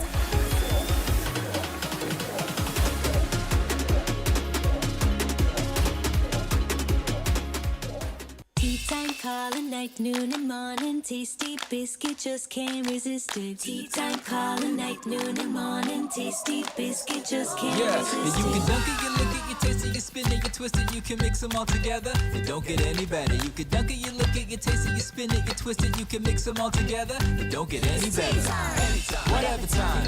It's tea time. Whatever time. It's tea time. Snack on a delicious tea time biscuit anytime. It's tea time. If you need protection, you need one who you can trust to secure your investment. You need one who'll do you just. TDC Insurance, you're the one that you can trust. TDC Insurance, you're always safe with us. TDC Insurance is your go-to insurance company for all your insurance needs. We take pride in offering you the best solutions and ensuring our customers are fully satisfied. TDC Insurance, we take good care of you, guaranteeing you peace of mind. You're always safe with us.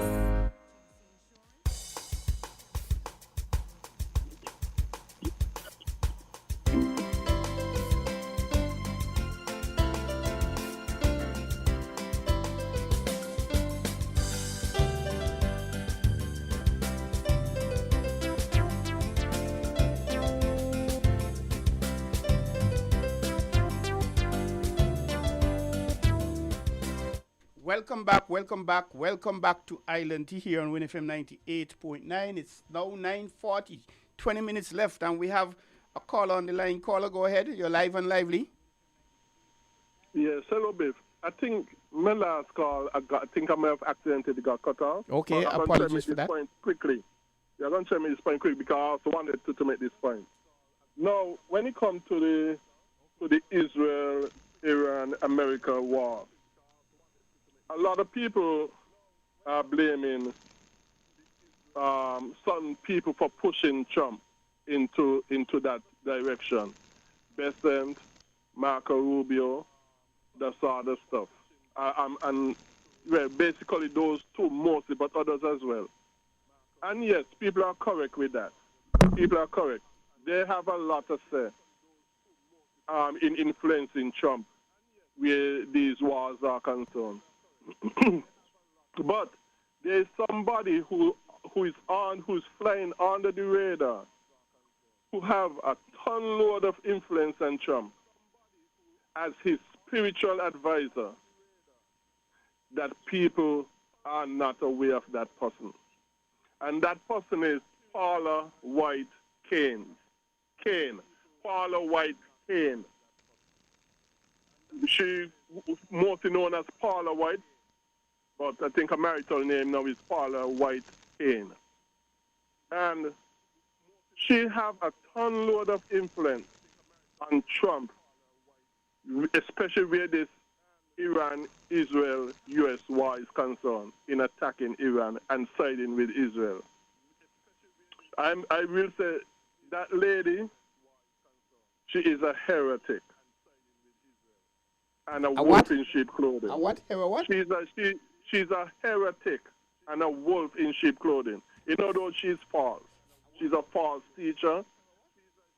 She's leading people to hell with her very dangerous, damnable heresies in the name of Bible teaching. And she preached, for example, the prosperity gospel, where she preaches, if you give to her, and she just said something about like $1,000 and so, that if you give to her, God gonna bless you with money, vehicles, and whatever other physical things, and good health and all those sort of stuff, healing, physical healing, and all that sort of stuff. If you just give to she ministry, and she does name out money amounts like $1,000 and that sort of stuff, and she does equate opposing Trump as the same thing as opposing God and all those sort of nonsense. This woman, who is the spiritual advisor for Trump, a lot of people don't realize it, but she have great influence, a lot of influence on Trump, and especially in turning him in the direction to aid Israel in Israel nonsense, in starting wars and that sort of stuff, because she's one who wrongly believes that where this nation in the Middle East is concerned, that is called Israel, that if you bless it, God will bless you, and if you curse it or oppose it, God will oppose you or curse you. But Carla, could anyone really influence Trump? When yes, I say that, Trump is on the... Hello, go ahead. I think quite a few persons, if not most persons, are of the view, from what he has said and how he has acted and how he goes about doing things, it's basically his way or the other. And obviously a lot of reports have been there indicating that he has been advised of doing things a certain way, and it looks like him accepting advice is not one of his strongest elements.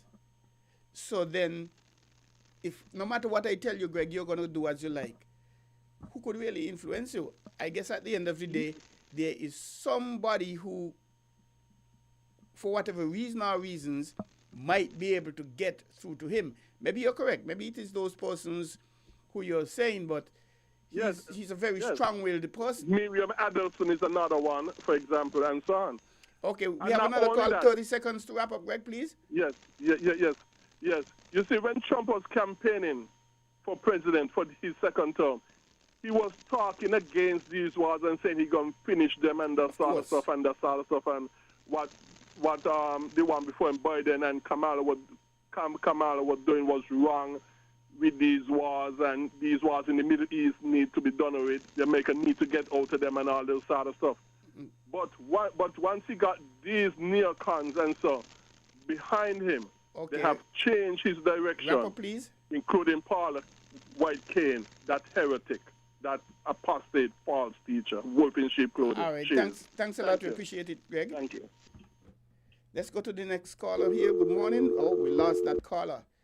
And yes, Trump did say only weak leaders going to war and encourage war and etc. And I think he said that the war with Russia and Ukraine, he's going to end it after 1 day in office. And when he was asked about that, he basically said, do you believe that's possible? I was joking. Let's go and take this call. Good morning, caller. Welcome to Island TO Live. Greetings. Greetings, Ras. Okay, before I speak as Rastafari, the herb is I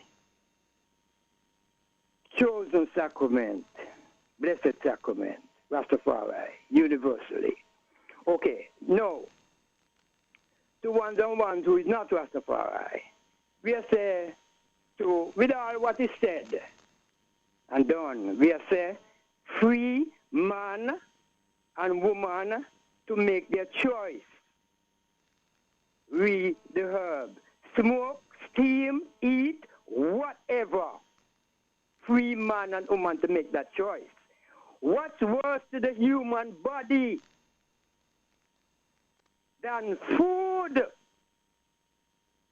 Right now, not just the Federation, I think it's a Nevis. Mm-hmm. Globally, what people eat and drink, what's worse? Effects. That is choice. No, let me move on. You know, what Bob Marley thing was like, all you see what go on is to fight against the Rasta man. I Jah Rastafari, His Imperial Majesty Haile Selassie the First. You know, I am fighting, can win, losing war, because we're defending and other people defending what is God created. I will not just thinking about, hey, I will not set a hypocrite. Anyhow, we want to be in the midst of writing a poem concerning herb. And we want to share the punchline on one verse of the poem. The punchline goes like this. Hot, hotter, hottest ever, unquenchable fire, brimstone, lava, earthquake, total shock attack, bam bam, who, whenever, Naya, Bingi, whosoever, good over evil, right over wrong, for Ivor and Ivor, Sealer. That's the punchline. We got time to say the first verse? Do we have time? I'll give you 30 seconds, caller.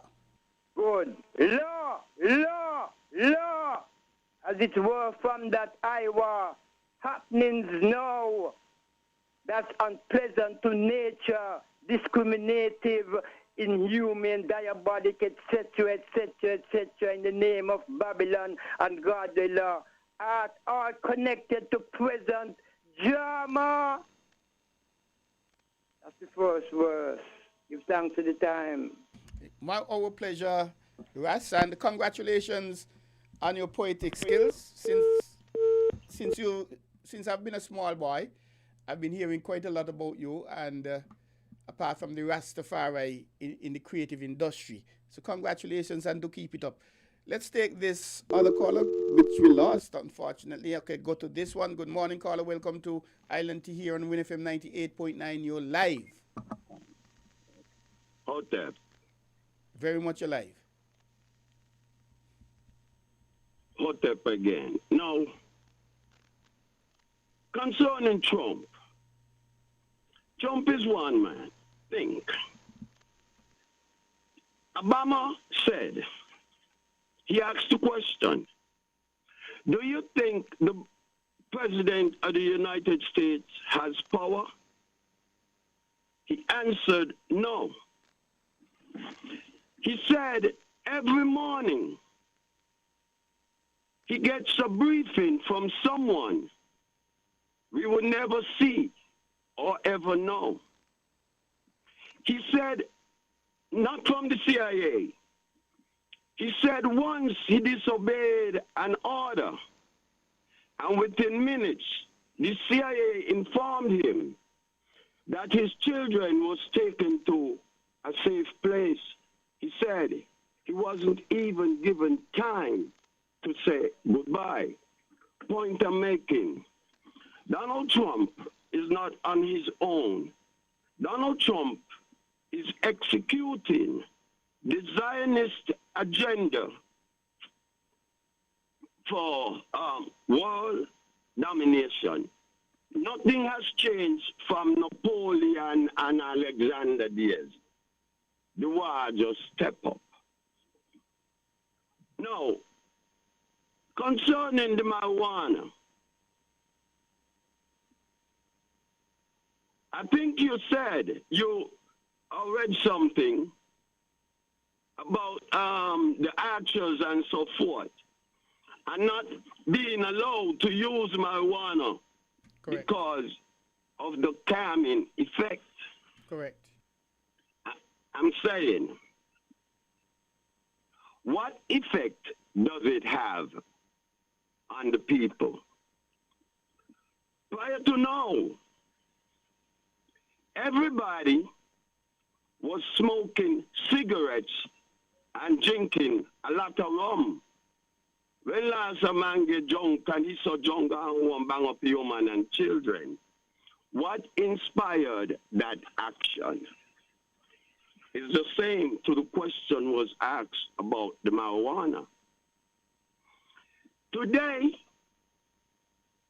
a man, the weed man, he and human got a problem.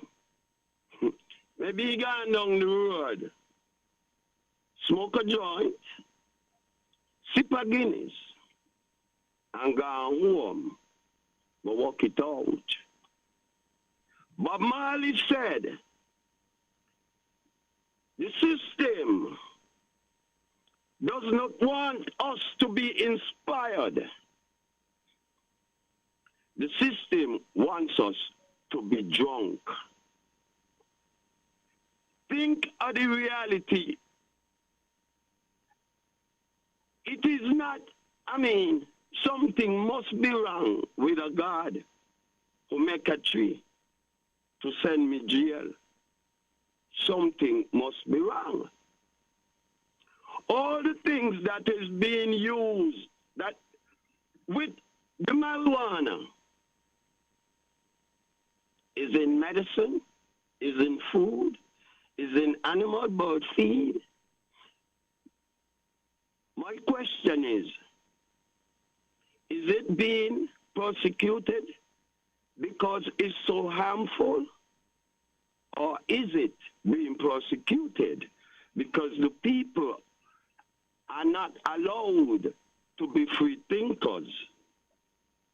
Because after smoking the spliff, the joint, the weed, 30 seconds, please, caller. the man begins to think differently. Hotep. Thank you very much for your views. Good day, caller. Welcome to Island to Your Live. Regional, you get too comfortable. Good day, caller. You're live. Yes, sorry about that. Let me turn my apparatus down. Welcome. Good morning, good morning, Sure, good morning. yes, good morning to you, sir. How are you? I am humble and peaceful. Wonderful. I am going to give my perspective on this marijuana issue. First of all, I'm going to say tobacco, cigarette, and marijuana, where we call it ganja, herb, or all kind of names. I think they should all be, as tobacco and cigarette is, legalized to use and legalized to sell. Now, you don't find, as we will say, addict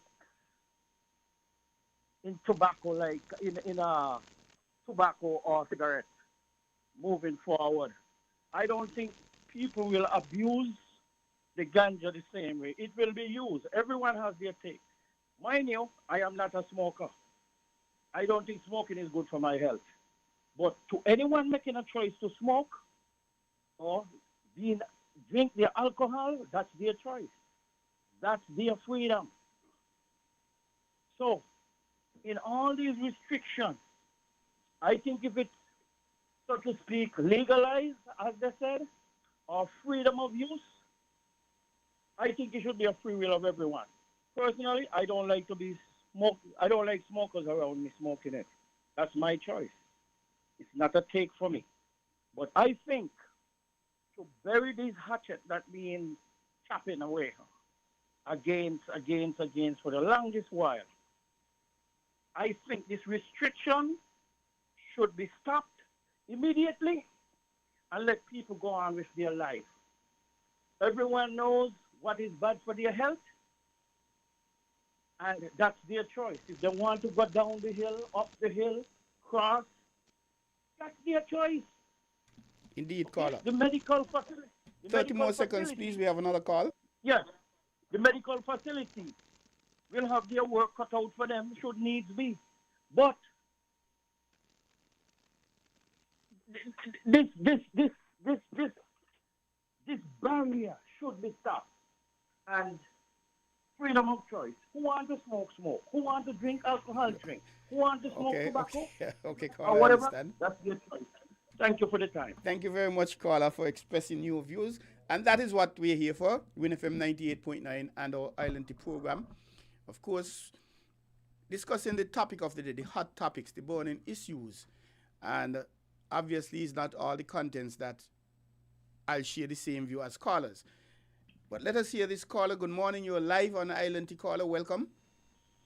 Yes, good morning, Biff, man. Yes, you have 30 seconds, please, Burrell, because we're getting... straight to it. The question I ask myself is, with the marijuana arrest that's happening there recently, these two high-profile guys in Banki and Nubian, the question I'm asking is, why these two high-profile guys and why at this time? Is there any violation of these guys' rights? And from a political standpoint, is Nubian being suppressed? Is he being targeted? Are these guys being targeted and to be make an example? Because these guys, we see them pushing the government's agenda by association and relationship with the government. Why don't they have an exemption? And then the question is going to come in again also, did they violate the laws? But I would think that we should bring on the AG to try to get this clarified, because these laws are so vague, it doesn't seem like the citizens have a good handle on those laws at all that they passed recently. And where is this going to put Tinkis and Nevis in the agenda, what they're pushing in terms of trying to advance the marijuana industry? And lastly, coming out of the Sankofa case, the Rastafarians then gained certain, victory at the court.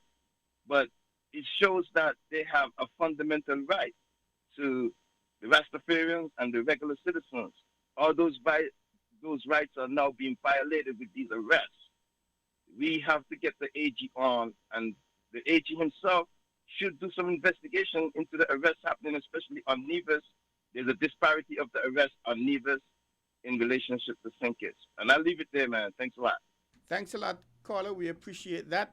Very good questions indeed. And those are questions we'll try and get. We have been trying over a period of time to have various entities of the government come into Island Tea, or Voices as the case may be, to lend some clarity on a lot of issues. We have not been successful as yet, but we will keep trying. And foreign affairs, for example, health, agriculture, for various reasons. Because persons, the public, you have been asking questions that we cannot provide the answers for. And we always try to get it straight from the horse's mouth. So we will still keep on trying to get the relevant parties, the relevant entities, relevant stakeholders, as it were, into Island Tea to give you the answers. But the case with Nubian and Banki, I'm not certain how that is going. Do they have a license to do what they have been doing? Especially in Banki's case, we have been hearing yes, because he was preparing for the agricultural open day, and he got relevant permissions, which, from what I've seen, have been revoked. But we'll try to get some more information into that. Anyway, ladies and gentlemen, we are actually over time, so we have to bring Island Tea to a close. We thank all who have been listening, and to the callers, we thank you very much. We ask you to join us again tomorrow morning, God's Spear, at 8 a.m. when we'll bring you another edition of Island Tea, tomorrow, God's Spear. And remember, tomorrow we're also going to be having Voices at 10 o'clock after Island Tea. And just in case you forgot, Friday is a holiday. Friday is Good Friday. And Monday is also a holiday, Easter Monday. One of the longest weekends we have in St. Kitts. Another long one is the Emancipation Weekend Culturama, and they're already doing work. where the holidays are Monday and Tuesday. But make sure you buy your saltfish and you get your products ready to go and make your kite. I know a lot of places are selling kite now, these bat kite and things like that. When I say see a box kite, boy, I think box kites are the most challenging of all kites to make. I used to make kite with me flower water and things like that. Sometimes they didn't fly, but hey, that's what being a boy is all about. But I thank you, and we invite you to stay tuned to WinFM as our regular programming continues. And please join me tonight at 7 p.m. for another edition of On the Ball, a 2-hour sports show here in WinFM 98.9. We are going to be having the St. Kitts and Nevis Handball Association as well as the organizing committee for the Basil Henderson Zach Nisbet Aquatic Sports. That's happening next week, Monday, Easter Monday, Godspeed, down at the ferry terminal.